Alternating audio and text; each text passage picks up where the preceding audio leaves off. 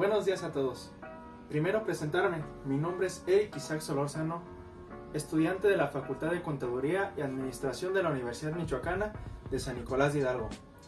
Primeramente, hoy hablaremos de un tema muy importante, el cual, principalmente basado en recursos humanos dentro de una empresa, ¿verdad?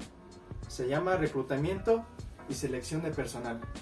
Básicamente, el reclutamiento, ¿qué les vendría a ustedes a la cabeza por reclutamiento? Principalmente en el reclutamiento hay que recordar que es cuando una empresa busca, identifica y aparte capta a los candidatos posibles para ese puesto de trabajo y los cuales le van a servir mejor para ellos. Suponiendo la de la selección de personal, otro ejemplo, la selección de personal, una vez que ya hayas reclutado a ese tipo de personas, les hayas dicho, ¿saben qué? Busco para tal puesto una persona que tenga tales estudios, tanta edad, que sepa elaborar esto, que sepa manejar tales programas. Una vez que ya hayas enviado eso y que la gente haya venido hacia ti, sigue el siguiente proceso, que es selección de personal. La selección de personal es cuando tú captaste ya a los individuos, ya los analizaste, tal vez les hiciste una entrevista de trabajo, pero ahora tienes que seleccionar cuál crees tú que sea la mejor opción para tu empresa, el que mejor vaya a elaborar, el que mejor vaya a desempeñar ese puesto de trabajo. Todo este tema lo desarrollaremos a continuación.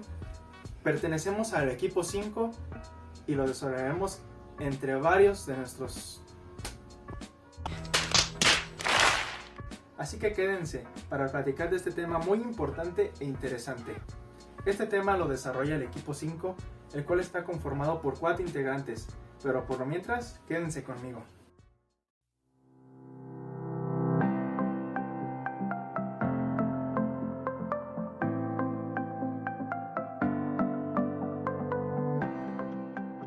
El tema de reclutamiento es muy importante, por el cual si no has entendido bien el tema, te dejo estos 4 puntos que he elaborado, los cuales creo que son muy importantes y tienes que tener en tu libreta. Te dejo a continuación.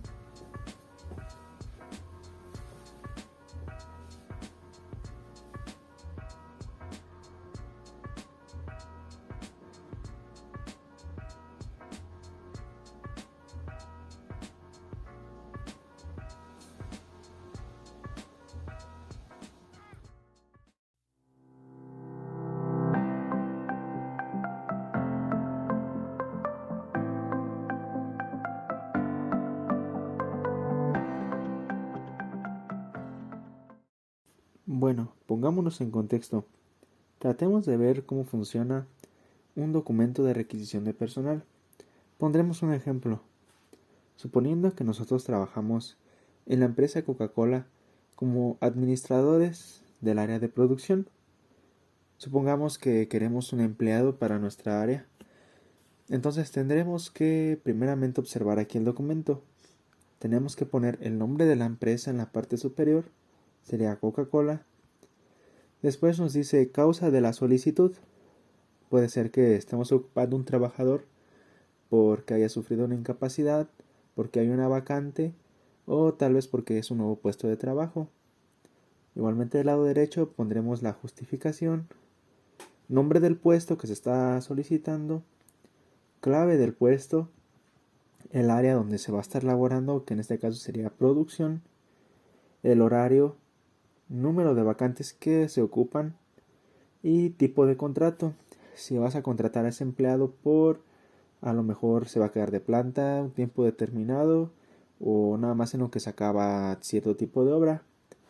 Igualmente vamos a ver quién va a ser su supervisor, número de supervisores que va a tener y el puesto del supervisor. Igualmente veremos que le pondrán qué son las funciones principales que quieren que desarrolle este empleado y la preparación académica indispensable e igualmente los conocimientos adicionales deseables, como por ejemplo tal vez que sepa inglés o que sepa manejar bien Excel, etc.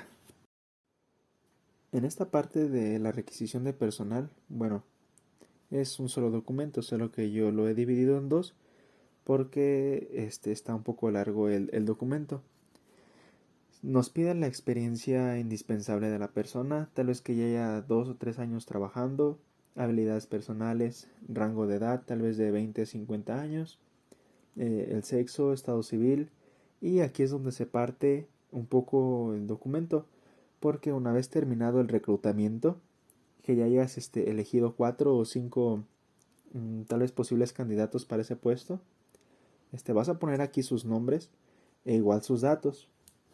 Ahora, ya una vez elegido dentro de esos 5 a la persona que vas a contratar, que es el proceso de selección de personal, vas a poner la fecha de ingreso que quieres que ese empleado empiece a laborar, el sueldo que le ofreces y los beneficios. Igual van las firmas del área que lo solicitó y de recursos humanos, el contrato, finalmente el sueldo que le vas a ofrecer y la fecha de contratación, fecha que se evaluó y cuánto tiempo aproximado va a ser el contrato. Ese vendría siendo el ejemplo de requisición de personal. Recordemos que la requisición de personal es el documento que elabora la empresa cuando va a contratar personal y tiene una vacante disponible. He diseñado estos 2 puntos que son claves para entender la requisición de personal.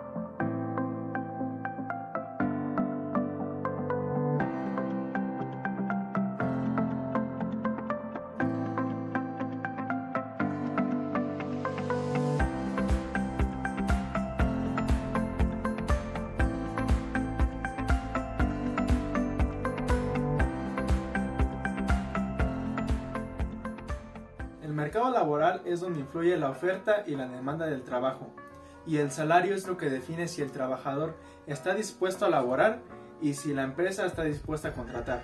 He elaborado estos 2 puntos, a continuación se los dejo.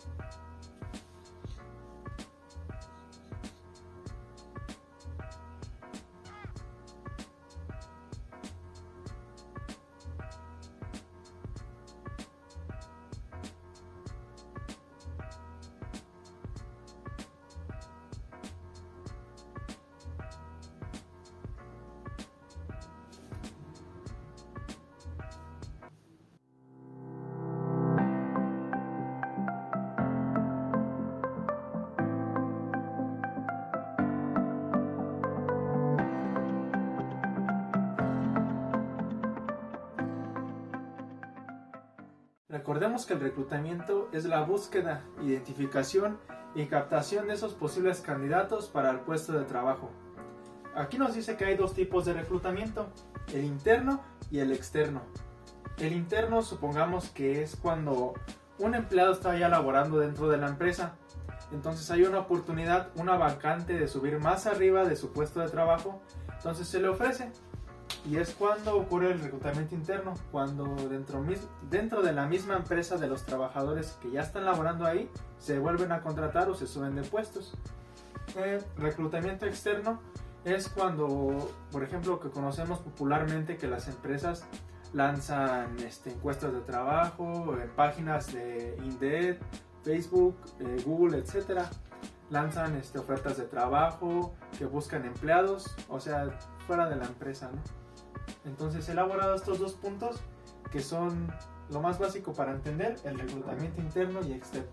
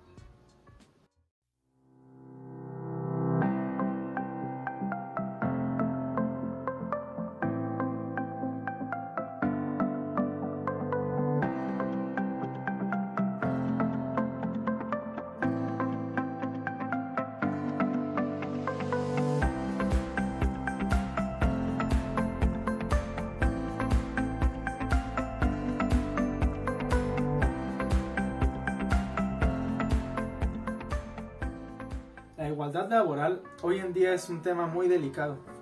¿Por qué? Porque la mayoría de las empresas se lo toman a la ligera, pero no es un tema que hay que tomarse a la ligera. Supongamos que algún día nosotros vamos a ser unos emprendedores, unos empresarios, o tal vez reclutemos nosotros personal más adelante. Entonces, si las empresas se lo toman a la ligera, nosotros no.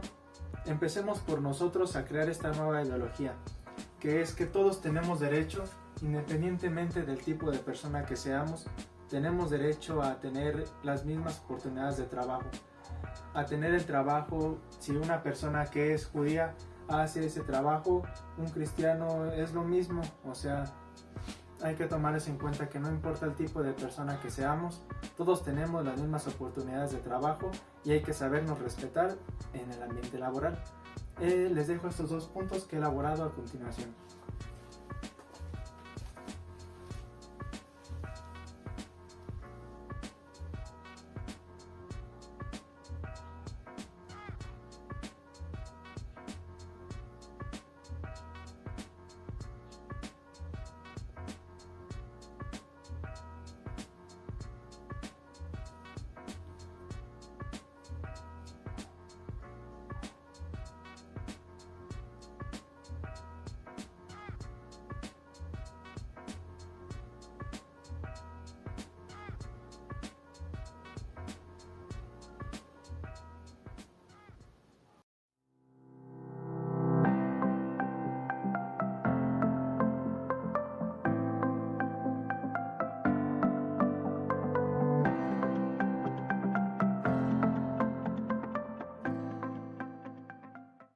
Una vez terminado el proceso de reclutamiento, sigue la selección de personal, el cual es un proceso donde se elige a la persona más idónea y apta para el puesto de trabajo, y el cual tienes que fijarte bien que cumpla con la misión, la visión y objetivos de la empresa.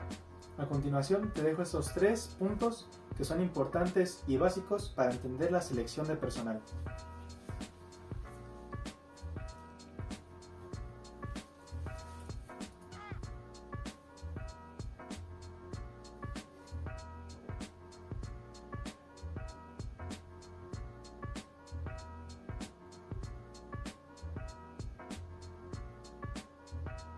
Muchas gracias a todos por haberme prestado de su atención.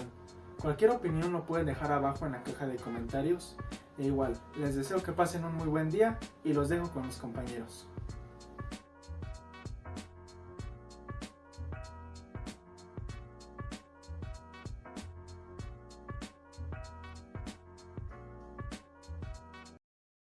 Hola, mi nombre es Alex Alfredo Sasti Carrillo, soy alumno de la Facultad de Contaduría y Ciencias Administrativas en la Universidad Michoacana de San Nicolás de Hidalgo, y el día de hoy les voy a exponer el tema, el proceso de selección del personal.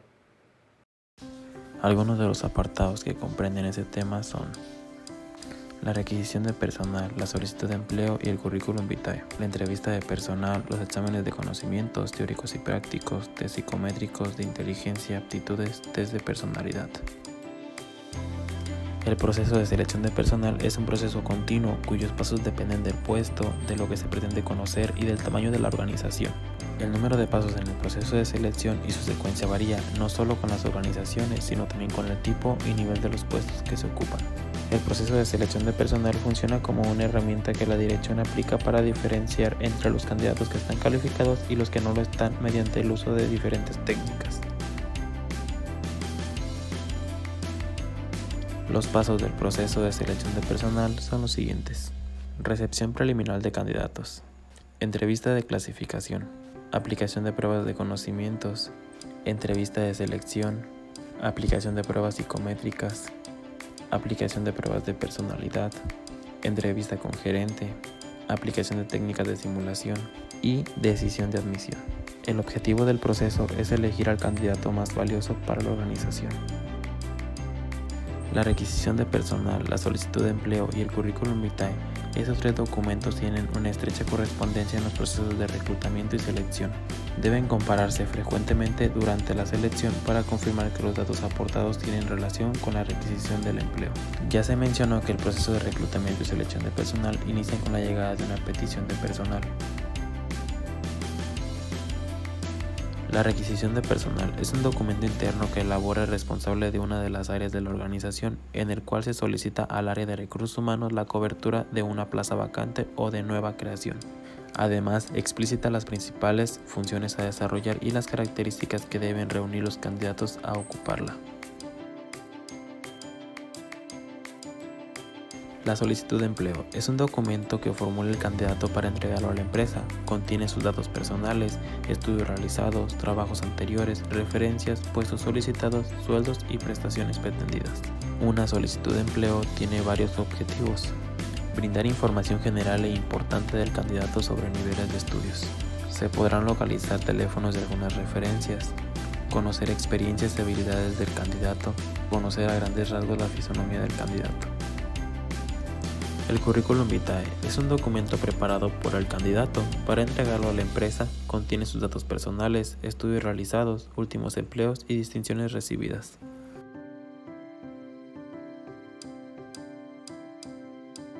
En el Curriculum Vitae podemos encontrar datos más específicos como por ejemplo la formación académica, las capacitaciones que ha recibido, experiencia profesional, nombre de las últimas y principales empresas en las que ha laborado, conocimiento de idiomas o informáticos. Lo anterior ya mencionado deberá de ir acompañado de una fotografía reciente. El acomodo de la información será presentado desde la más actual. Asimismo, deberá de ser a máquina, con excelente presentación y en una sola hoja como se muestra en el ejemplo. Un análisis profundo de este documento permite eliminar del proceso de selección a aquellos candidatos que, aun siendo inadecuados, no fueron descartados en el proceso de reclutamiento.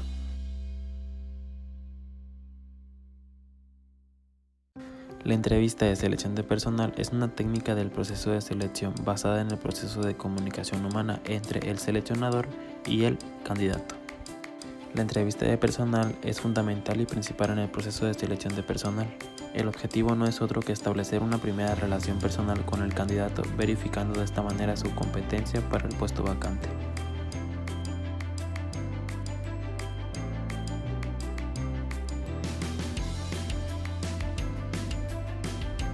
Este será el momento indicado para hablar de algunos datos que se quieran corroborar verbalmente con el candidato, detectar quizás algunas mentiras o exageraciones que estén presentes en el currículo. También es momento de confrontar a los candidatos con ellos mismos en sus competencias. Etapas de la entrevista. Preparación de la entrevista.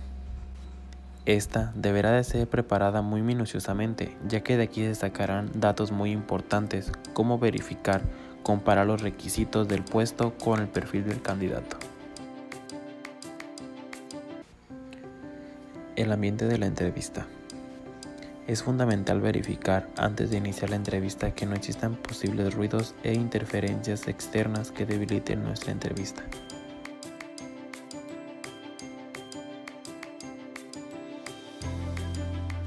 La apertura de la entrevista. Es una de las etapas más importantes de la entrevista, ya que es el primer contacto entre el candidato y el entrevistador. Es cuando se genera la primera impresión y en muchas ocasiones es la que define cómo se desarrolla la entrevista. El rapport de la entrevista. Es generar y propiciar simpatía y comunicación con la finalidad de crear un ambiente de confianza y naturalidad para disimular la tensión del entrevistado. El desarrollo de la entrevista. Se refiere al intercambio de información que desean los participantes, el entrevistado y el entrevistador.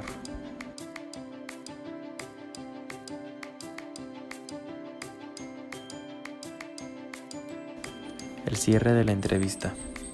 El cierre de la entrevista deberá hacerse muy sutilmente, de forma elegante, donde el entrevistador deberá hacer una señal clara de que indique que la entrevista ha terminado. También se podrá dar información al candidato de acciones futuras. La evaluación del candidato. Una vez concluida la entrevista, el evaluador deberá evaluar al candidato inmediatamente, ya que se cuenta con la información fresca y esto facilita el proceso.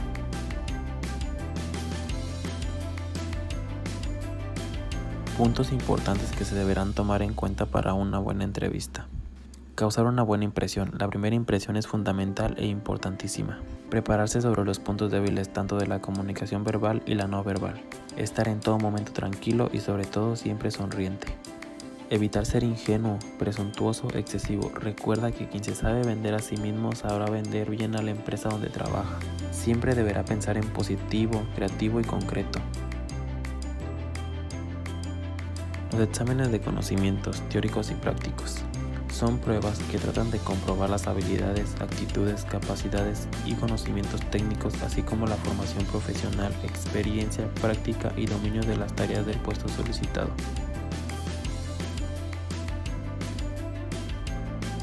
Clasificación de los exámenes. Según la manera en cómo se aplican las pruebas. Orales. Son pruebas que se aplican verbalmente con preguntas y respuestas orales. Funcionan como entrevista, pero únicamente con preguntas y respuestas. Escritas. Son las pruebas aplicadas mediante preguntas y respuestas escritas. Realización. Son las pruebas que se aplican por medio de la realización de un trabajo o tarea de manera uniforme. Clasificación de las pruebas de acuerdo con el área de conocimientos. Pruebas generales. Son las que evalúan cultura general y conocimientos generales. Pruebas específicas son las que evalúan conocimientos técnicos y específicos relacionados directamente con el puesto. Clasificación de las pruebas de acuerdo con la forma en la que se elaboran estas.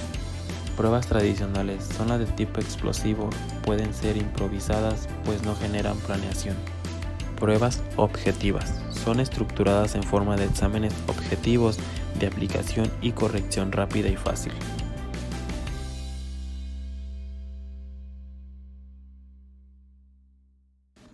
Test psicométrico, test de inteligencia y test de aptitudes. Test es una palabra inglesa aceptada por la Real Academia Española, la cual hace referencia a las pruebas destinadas a evaluar conocimientos, aptitudes o funciones.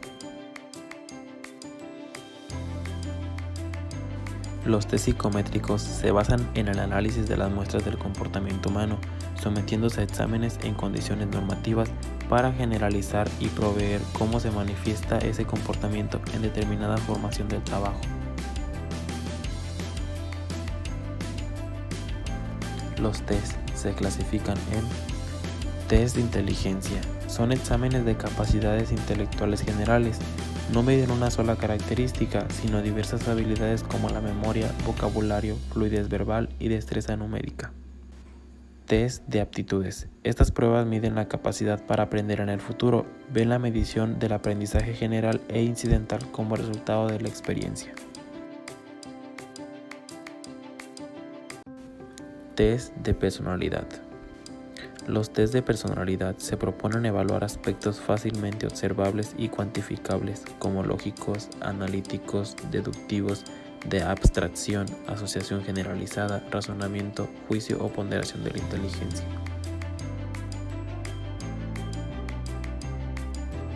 La personalidad es el resultado de la combinación de factores de un orden biológico, psicológico y social, cuyo resultado es un conjunto de rasgos de carácter y temperamento condicionados por la herencia, la propia voluntad y los hábitos adquiridos. Induce a las personas a comportarse de una manera determinada ante diversas situaciones, consciente o inconscientemente. Cuando se muestran rasgos generales de la personalidad, reciben el nombre de psicodiagnósticos, y cuando nos muestran rasgos muy determinados como el equilibrio emocional y la frustración, etc., se les llama específicos.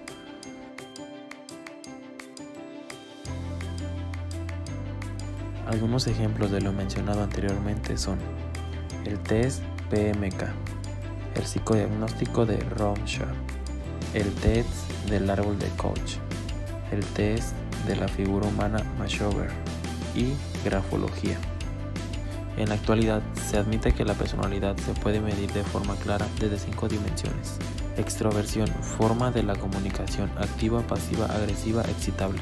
Afabilidad, grado de cordialidad, generoso, tolerante, honesto, flexible. Diligencia, responsable, lenta, formal, organizada.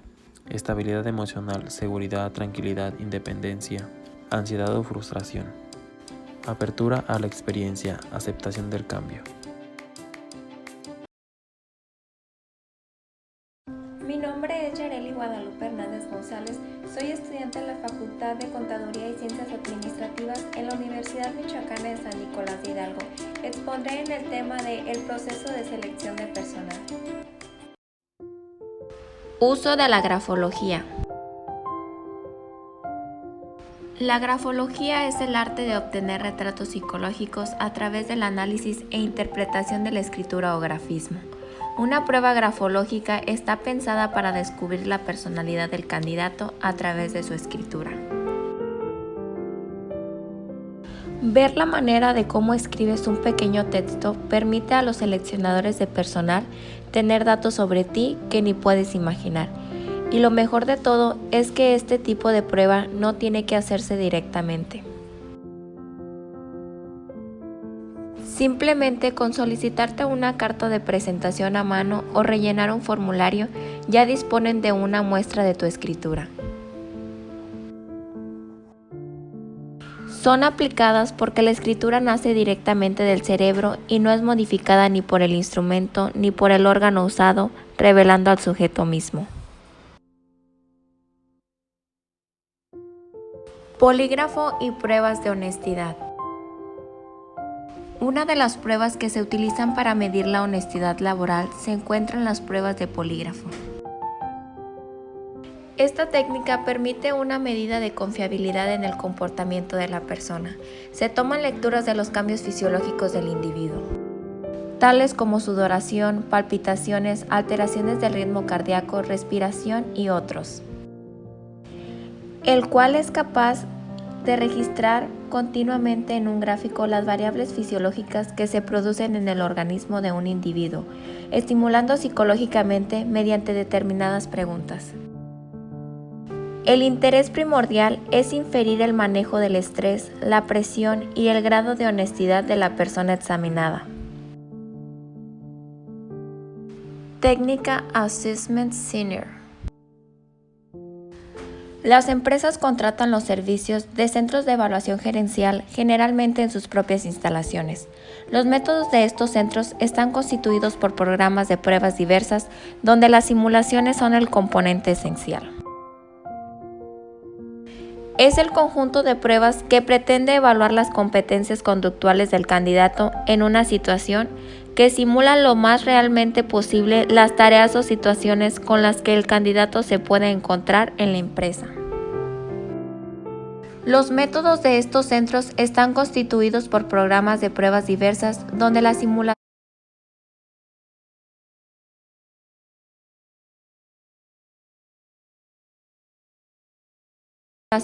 son el componente esencial. Las diversas pruebas son cuestionarios, estudio de casos, juegos de papel o bandeja, representación de papeles, presentación y discusión de proyectos, etc. Pueden incluir pruebas de conocimiento, aptitudes de personal y entrevista estructurada. Examen médico. Busca asegurar la adaptación física del candidato al puesto de trabajo, evitando que factores críticos de salud afecten la integridad y el desempeño de la persona. Algunos de los análisis médicos obligatorios que solicitan las empresas son química sanguínea, antidoping, perfil de lípidos, audiometría, visiometría y electrocardiograma.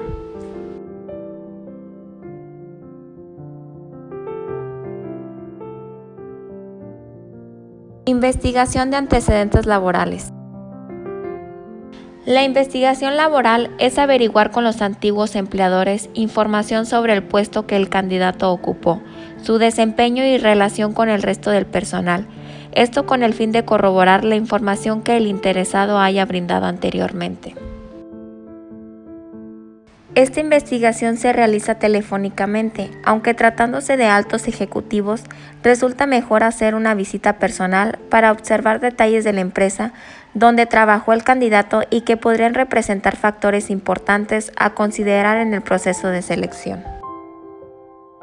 Es frecuente que los jefes anteriores expresen con sinceridad los siguientes puntos: su iniciativa, el cumplimiento y eficiencia en su puesto, las responsabilidades que tuvo a cargo y las relaciones con jefes y subordinados. Estudio socioeconómico. Es un documento que permite conocer a fondo el entorno económico, social, cultural y laboral de una persona. Se suelen realizar a partir de encuestas o cuestionarios previamente elaborados o una visita domiciliaria, donde se revela información del candidato y su familia sobre sus costumbres, formas de pensar y actuar, actitudes, responsabilidad, trabajo y superación. Puede registrar lo siguiente: ubicación geográfica y nivel socioeconómico de la zona, si la casa donde habita es propia o rentada, y gastos de transportación y servicios con los que cuenta. Asimismo, posibilita comparar la información proporcionada por el candidato con la recibida por parte de las referencias profesionales o personales. Permite comprobar la congruencia y rectitud de los ingresos del candidato. La decisión final de selección. Es la decisión para incorporar al mejor de los candidatos a quien se calificó más alto en las pruebas, principalmente de conocimiento o capacidad, psicométricas y personalidad, así como la entrevista y pruebas de selección. Este no debe de ser tomada por el área de recursos humanos, sino por el futuro jefe. Después que se ha hecho una selección preliminar en el Departamento de Empleo, los solicitantes que parecen más prometedores son remitidos a departamentos con vacantes. En organismos gubernamentales, la selección de personas para ocupar vacantes se hace a partir de listas o registros de candidatos elegibles. Por lo común, se envían al funcionario que lo requiera 3 o más nombres de personas del inicio de registro. Las funciones de recursos humanos concluyen cuando esta área presenta al área solicitante los candidatos que obtuvieron las mejores calificaciones.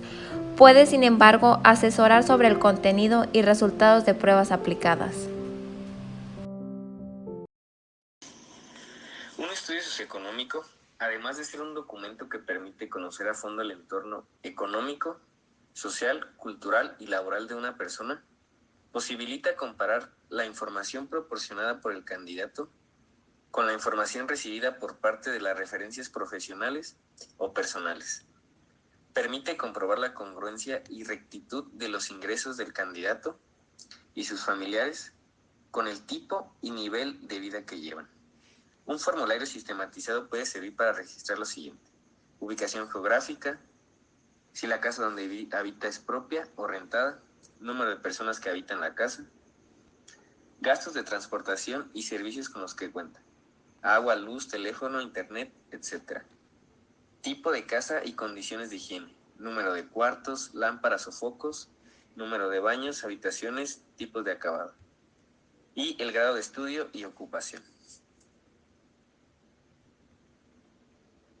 La decisión para incorporar al mejor de los candidatos a quien se calificó más alto en las pruebas, principalmente de conocimiento o capacidad, psicométricas y de personalidad, así como la entrevista y pruebas de selección, no debe ser tomada por el área de recursos humanos, sino por el futuro jefe.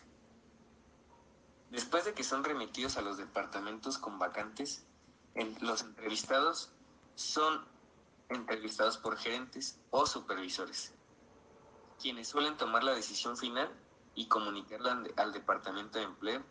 Debido al peso que por lo general se da a las elecciones, los gerentes y supervisores deben estar capacitados. Las funciones de recursos humanos concluyen cuando éste representa al área solicitante los candidatos que tuvieron las mejores calificaciones.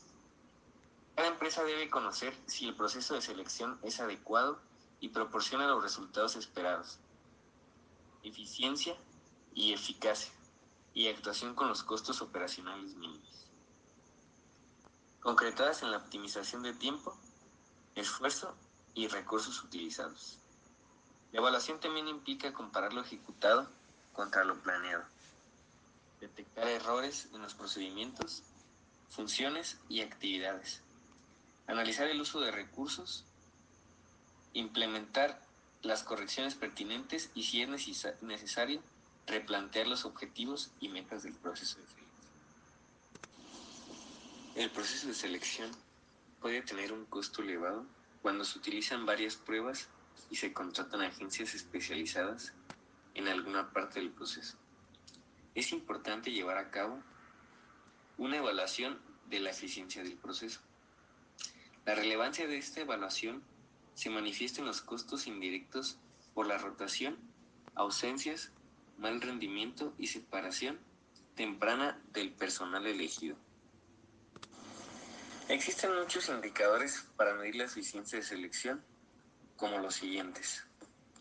Los que miden resultados inmediatos, contrataciones, entrevistas realizadas, ofertas y aceptaciones de ingreso, número de vacantes cubiertas, costos del proceso. Otros que proporcionan información a largo plazo, índice de rotación y de retención, índices de rendimiento de los nuevos contratados. Otros específicos, índice de tolerancia. Tipos de selección de personal. Selección de personal por objetivos. La contratación por objetivos implica la determinación de objetivos bien delimitados y la posibilidad de que el candidato pueda ofrecer sus habilidades, capacidades, conocimiento, experiencia y características para lograrlos. Desagregación de los objetivos en el corto y mediano plazo, criterios de evaluación y medición de los resultados, el medio y los métodos de retroinformación, entre otros atributos más. En cuanto a selección, la planeación señala el perfil, características y cualidades con las que los individuos son seleccionados, y el resultado obtenido permite tomar la decisión sobre su contratación. Para enfrentar con éxito los desafíos de los mercados cada vez más globalizados, México requiere de empresarios, trabajadores, docentes y servidores públicos más competentes. En esta línea, el Sistema Nacional de Competencias facilita los mecanismos para que las organizaciones e instituciones públicas y privadas cuenten con personas más competentes. El Sistema Nacional de las Competencias está integrado por 3 niveles: estructural, estratégico y operativo. El primer nivel es el nivel estructural. En el sector laboral son 3 consejeros propietarios: Congreso del Trabajo, Confederación Revolucionaria de Obreros y Campesinos y Confederación de Trabajadores de México. Sector empresarial. Son 3 consejeros propietarios: Consejo Coordinador Empresarial, CCE, Confederación Patronal de la República Mexicana, Coparmex y Confederación de Cámaras Industriales de los Estados Unidos Mexicanos, CONCANACO. El sector gobierno son 6 consejeros propietarios: Secretaría de Educación Pública, SEP, Secretaría del Trabajo y Previsión Social, STPS, Secretaría de Economía, SECOM, Secretaría de Agricultura, Ganadería y Pesca, SAGARPA, Secretaría de Turismo, SECTUR, Secretaría de Energía, CENER, y Secretaría de Hacienda y Crédito Público. El segundo nivel es el nivel estratégico. Está integrado por los comités de gestión por competencias que definen los estándares de competencia de las personas y soluciones de evaluación y certificación. En estos comités participan los líderes de los empresarios y de los trabajadores de los diversos sectores productivos del país. El nivel 3 es el nivel operativo. Aquí se realizan los procesos de evaluación con base en portafolios de evidencias y los procesos de certificación de las competencias de las personas. En este nivel participa la red Conocer de prestadores de servicios, integrada por las entidades de evaluación y certificación, los organismos certificadores, los centros de evaluación y los evaluadores independientes. En este nivel participa la red Conocer de prestadores de servicios. CONOCER es el Consejo Nacional de Normalización y Certificación de Competencias Laborales. Es una entidad paraestatal sectorizada en la Secretaría de Educación Pública, con un órgano de gobierno tripartita con representantes de los trabajadores, los empresarios y el gobierno. La misión de CONOCER es desarrollar el potencial productivo del capital humano para la competitividad de México a través de un sistema nacional de competencias. Y su visión es ser reconocida como la entidad pública del gobierno federal mexicano, rectora y promotora de la normalización y certificación de las competencias laborales de las personas, que contribuye al fortalecimiento de la competitividad y productividad nacional. Dentro del Sistema Nacional de Competencias se llevan a cabo diversas acciones generadoras de valor para los trabajadores y empleadores de México, como las enunciadas a continuación. Integración de comités sectoriales de gestión por competencias. Desarrollo de estándares de competencia. Estándares de competencia inscritos en el Registro Nacional de Estándares de Competencias del CONOCER. Expansión de la oferta de formación, evaluación.